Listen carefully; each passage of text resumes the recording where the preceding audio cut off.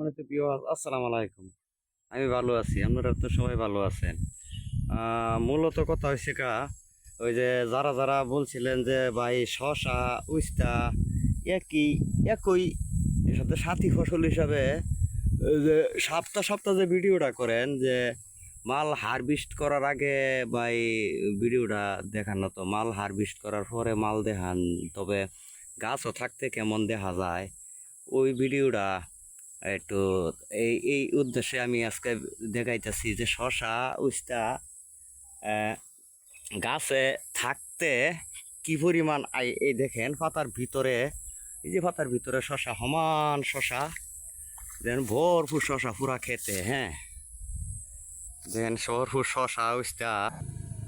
তো আমি অন্য আরেকটা ফ্লোরে যাই দেখাইতেছি, এই দেখেন শশা,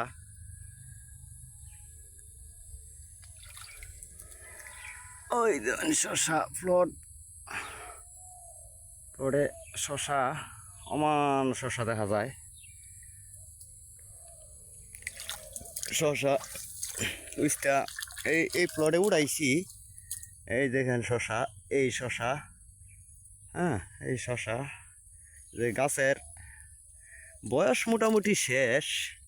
হ্যাঁ এই শশা, এই দেখেন গাছের ভিতরে শশা, এই দেখেন উস্তা কিভাবে এই দেখেন সমান ঝুলে রয়েছে, সমান উস্তা সামনে, সমান উস্তা, ঠিক আছে, সমান উস্তা শশা দেখছেন, ঠিক আছে। তো আমি তো মাল উঠাইতেছি, তবে অন্য সময় ভিডিও করুম।